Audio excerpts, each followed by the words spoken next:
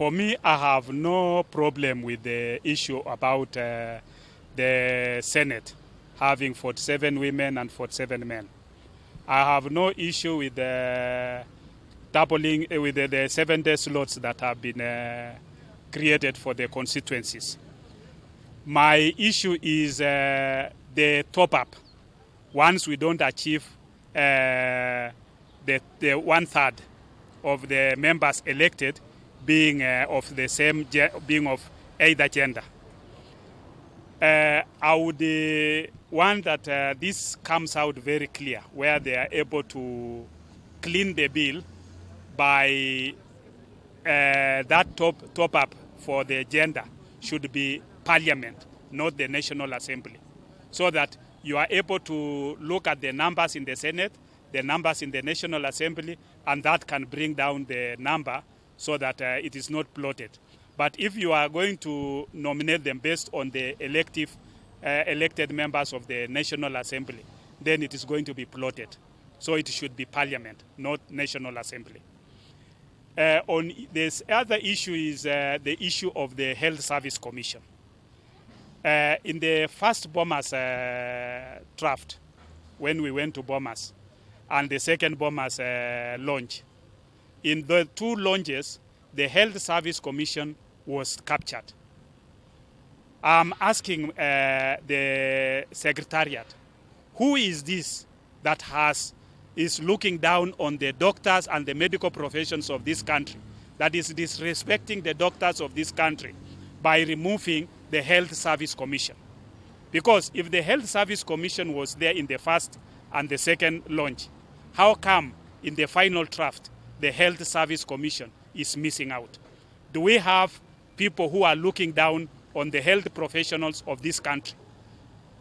Because we move around and say the healthcare workers have done a tremendous work.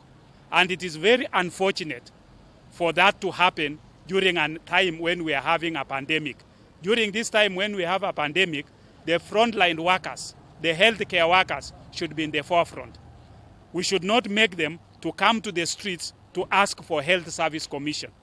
We should be looking at their issues and saying, now, the doctors continue treating patients, continue taking care of our people. We are going to take care of you by bringing in the Health Service Commission. So any attempt to remove the Health Service Commission, I think, is taking us backwards, because that is something that was presented, and it is on the public domain that the former Prime Minister has publicly acknowledged that the Health Service Commission is part and parcel of this.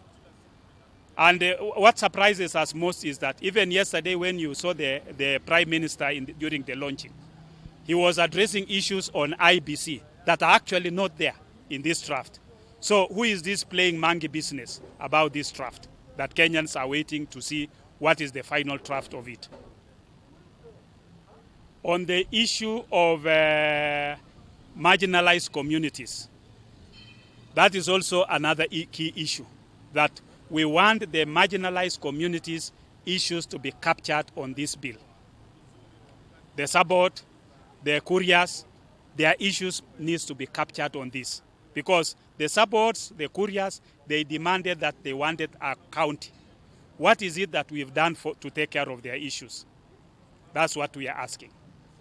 On the distribution of the 70 new seats, are you comfortable that they've been distributed like? When you look at the distribution, unfortunately, it offends part of the Constitution, because the Constitution takes of 40% being a figure for the urban centers, having a 40% population extra as compared to the rural places. So this figure which you are using, did we take care of that? And you are going to find that counties like Nairobi, when you give them 12 positions, and Nairobi, you will be talking of from one street to another corner, yeah. And yet you look at the constituencies. There are constituencies that are kilometers away where people are looking for services. Did we look at that? Because Nairobi is for everybody. Why do you have to increase 12 slots for Nairobi and not give maybe a county which has a bigger population, a county like Muranga, a county like